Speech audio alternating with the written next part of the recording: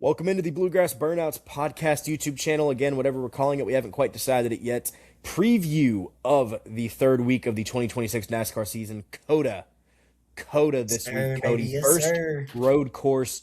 We are getting into it. Arguably I would say, the nicest road course, at least like Absolutely. quality wise. We are getting into that. Um, you know, I will say, it's not on the schedule, but Road America and Watkins Glen are probably NASCAR fans' favorite. But we do Absolutely. have that.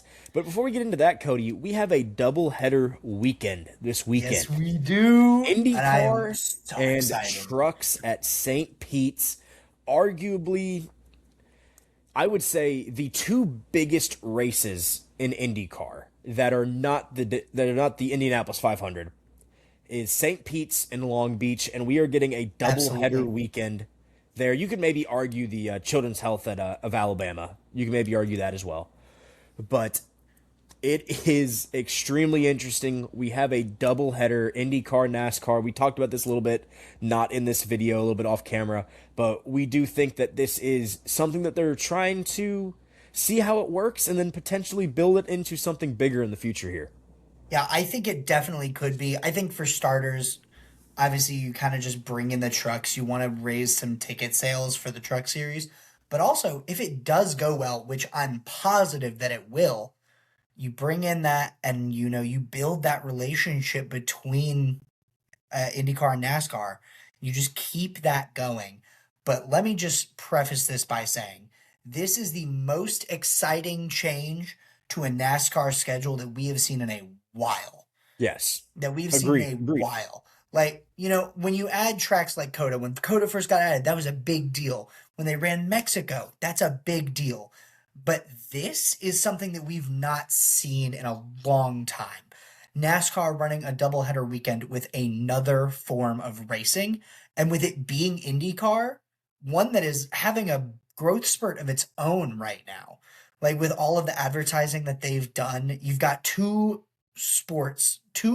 motorsports that are on the rise and combining at the same time. And I'm just hoping that this weekend really solidifies that partnership because I would love to see more of this, especially with maybe even a Cup and IndyCar, That'd be you know, sick. running the same running the same weekend. That would be incredible. That would be So awesome. I am pumped to get that underway to see Maybe. how that goes, but also pumped to be at COTA this weekend because I Same here. love COTA.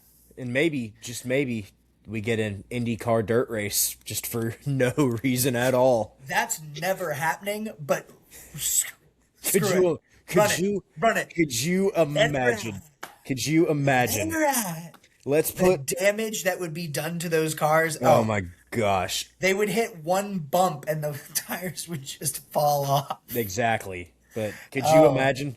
We put all of the Indy cars on Eldora in in duels at Eldora with IndyCar. the duels at Eldora. Oh my God. Nah, we just need to switch drivers. Just put the IndyCar drivers in the trucks and put them on Eldora, see how it goes. Yeah, Because that'd be fun. that would be fun. That'd be very fun. Do an exhibition where you put the truck drivers in Indy cars, you put the IndyCar drivers in trucks, and you just switch. Just Honestly, see how I it would goes. love to see like an IndyCar Watkins Glen weekend with the Cup Series. That'd be sick. That would be something cool to do on like an all-star weekend. Like how NHL evolved their all-star weekend to be the face-off, the Four Nations face-off. That Yeah. was super fun.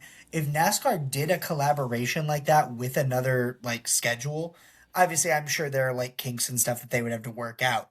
But that would be super cool to like Oh yeah. actually get an opportunity to have other drivers come in and drive these cars. Whether it ends up being a good race or not, it's going to be fun. Like it doesn't have to be like, oh my gosh, like these drivers are killing it. Like we're just going out there to have fun. And I think that was a big part of why the Four Nations face off was so successful. Obviously you have the backing of your home country and supporting your country that makes it huge. But even without that, it's just fun to see the players like just having fun and like being competitive, but outside of their normal environment that you usually see them in. There's just something about that that makes it so interesting. And man, I would love to see NASCAR try something like that. Yes, yes, same here. Same here. So let's talk about it, Cody. We've talked about just about everything sports wise except for COTA at the COTA preview. But like we said, COTA, it is going to be a very interesting weekend. COTA is always one of those tracks that doesn't matter if it's F1, if it's NASCAR, whatever series is racing there, it is always a good race. That first corner is just it's a deadly corner, and it's going to be interesting to see how the guys handled it this weekend. It's going to be interesting to see with the weather. I don't believe there's any weather, nothing like no Hopefully not. qualifying. Doesn't really seem like anything's going to really affect it like that. But I'm excited, Cody. COTA is one of those tracks that a lot of folks, I don't think people wanted to see more road courses on there, at least like a complicated, now I guess you could say complicated one, like like a F1 style track like COTA is. But it has turned into a really fun weekend. It's really fun seeing them go from the super speedways and the drafting tracks with Daytona and Atlanta, then going to COTA. Yeah, absolutely. It's at the end of the day, there's only so much you can say, but Coda is just a fun track. Like it's super technical. It's a road course, man, but it's not just like you're going and running, making some turns. Like Coda is meant to be difficult. It's meant to be challenging. And that's why it just leads to such good racing. It allows these drivers a chance to really show their skills. And it's also one of those tracks where the ones who have those skills are going to rise above the rest. Yes, 100%. 100%. There are some guys we need to look at this weekend, Cody. First guy, obvious, SVG. SVG, I Always going to mean, be a threat, man. he is Always always going to going to be a be a threat on threat. a road course, like you said. He's just one of those guys that you need to always look at him on the road courses. And I wouldn't be surprised if he comes away with a win this weekend, Cody. Now, You going ahead, going ahead. I I really can't say too much. You just like you said, you wouldn't be surprised. You just can't be surprised if he goes out and wins it. Like obviously he won his first race. A big part of that was having it was a new track. No one else had been on it. This was his wheelhouse. Even though he's in a new car, he knows how to drive streets. And so everyone gave, it was like, okay, he won his first race. It was great. Great moment. But will he be able to keep it up? And he did. He gets in that trackhouse equipment, which we talked about this in the last one, not having, the top three teams. Trackhouse 2311 are two of those teams that definitely have the better, like, very right below those top three in equipment, maybe even, when we keep going. But putting him in that equipment, giving him the opportunity to go out there and do what he does best, he went out and dominated. And you just can't be shocked if he does it again. Like there's nothing you can say. Yeah, no, 100% agree with you. Another guy who really hasn't had the best year so far, but we always got to look at him, Christopher Bell. Christopher Bell is one of those guys that, Defending you know, winner, man. yeah, he won the race last year. It's was the second of his 3-win streak to start the year.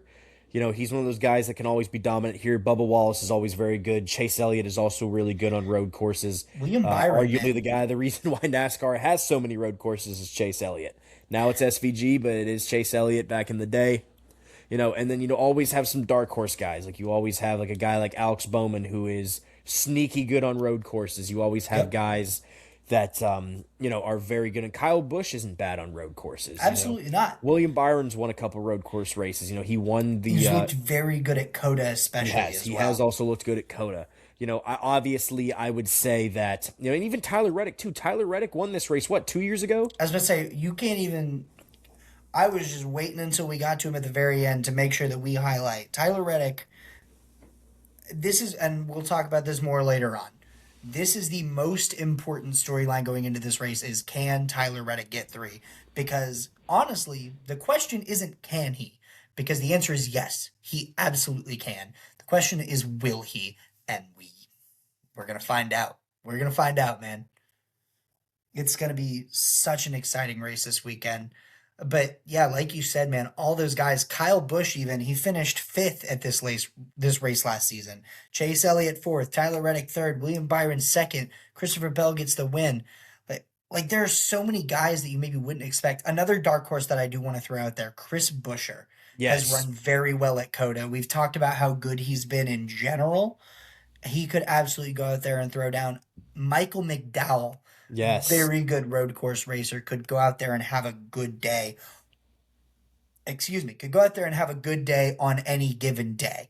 Like it's there are so many guys, you have your top runners, but at the end of the day, any of these goodness, excuse me, at the end of the day, any of these guys could go out there and make a run at the win.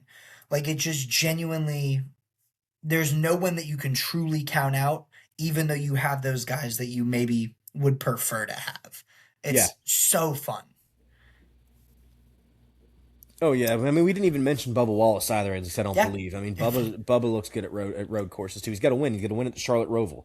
Yeah, So absolutely, man. it's going to be very interesting to see. You know, I think I would love to see Tyler Reddick win 3. That'd be awesome to see him start the year A with great 3. storyline too. And if he starts the year by winning 3, this is his here. This is it's now. It doesn't really turn in from okay. This is it turns into more of okay. This is a field where a lot of guys can win. This is turning into who can catch Tyler Reddick now. Absolutely, yeah. If he gets this done, I'm not saying this, it's locked up. it's definitely not locked up because at the end of the day, it only takes one bad race to kind of bring you back down to earth. But if he does, could be in trouble.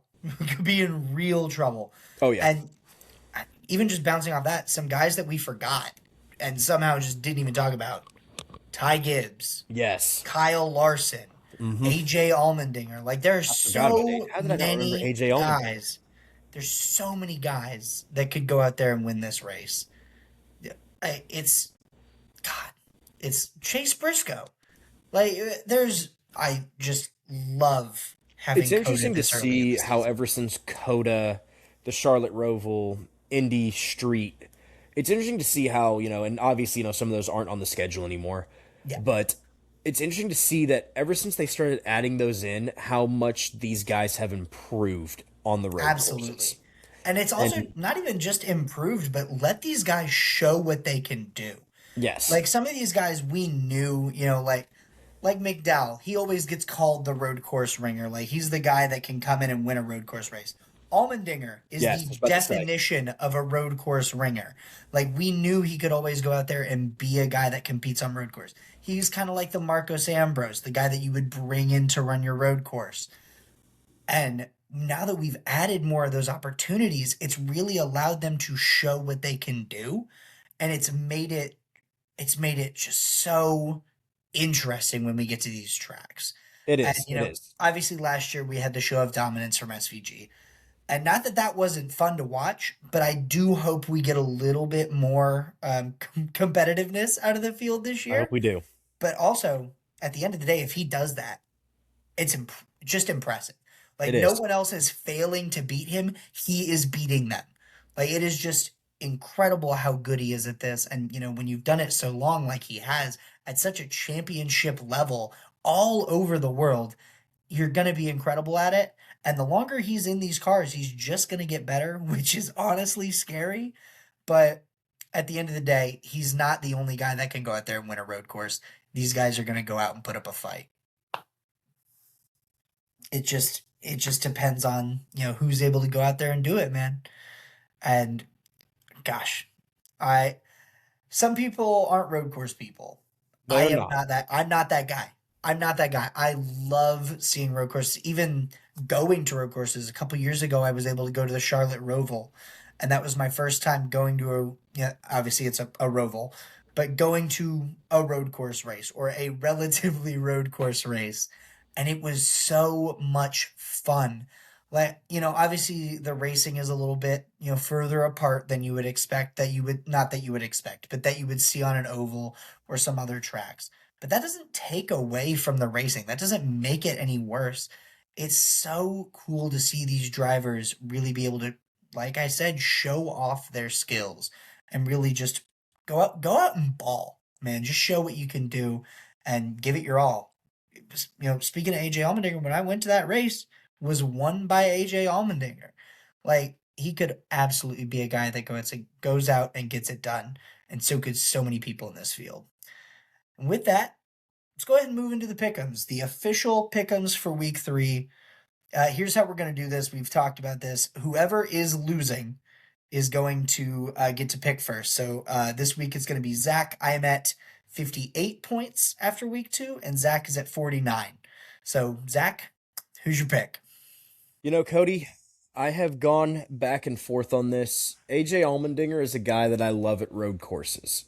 He is great at road courses. I remember one of my favorite NASCAR memories will always be like one of the big reasons why I'm so in the NASCAR. I kind of lost not lost sight of it, but I got to a point where no one in my family was watching it. I really was the only one that was watching it, but it was hard to find people who liked watching it. And then I got the job at Bluegrass, obviously, where we met at the go-kart track. So I met other people who liked watching it. But one big reason why I really liked it was because of my buddy Zach Akers. I remember watching the Indy race where the whatever it was just broke, and like it took him like 45 minutes. I remember I was at his house. I watched that whole race up until like right when that happened. I had to leave to go do something. I left, went to a 45-minute event, got us food, and came back and watched the race. And I remember AJ Allmendinger won that race, and ever since then, I will always say AJ Allmendinger is one of the best road course racers there. Also, Christopher Bell has just insane. We've talked about both of them. SVG's also on the board. SVG is a tough guy to not pick here, but I am going with Tyler Reddick. Tyler Reddick has won this race before. He's on the three-peat. I'm hoping that the bad luck catches up to him next weekend. Not this weekend, but I'm going with Tyler Reddick for the three-peat. I absolutely cannot blame you there. I can't. And I'm going to be a little different with my pick here. It's early in the season, it's early in the pick'ems. I have a slight lead, not enough to say that I have room to play with, but I'm going to treat it like I have a little room to play with. I don't want to be the guy that goes out and picks SVG, even though I really could. I don't want to be that guy. And you've Chase Elliott, you have William Byron, you have Christopher Bell sitting right there. But when it comes to COTA, there's only 2 drivers that have finished top 10 in every single race. And that is number 45, Tyler Reddick, and the GOAT, Alex Bowman. Give me Bowman to be the guy this weekend. He breaks the streak for Tyler Reddick. No three-peat. This guy is getting his season on track. I am sick and tired of seeing him get wrecked by other drivers and it not be his fault. Kyle Larson spinning down in front of him at Daytona. Connor Zilic going brain dead at Atlanta. No, I did not actually, but Connor Zilic just driving into the back of him at Atlanta. As a Bowman fan, my life is filled with constant bad luck and constant pain. And this week, he takes it away. He gets another top 10 finish. And I think top 1. Give me the 48 to get it done. I like it. I like it, Cody. I like it. It's going to be interesting to see how we get these picks throughout the season. I'm terrified. Cody, do you have anything else for COTA? Nah, man. I've said it enough. I'm not going to beat the dead horse. We're pumped. It's going to be a great weekend. It's going to be a fantastic weekend. Thank you all for watching. This has been the Bluegrass Burnouts YouTube channel. Thank you guys for watching. Subscribe if you like it. Leave a comment. We'd love to hear what you guys have to say. And you all have a good rest of your day.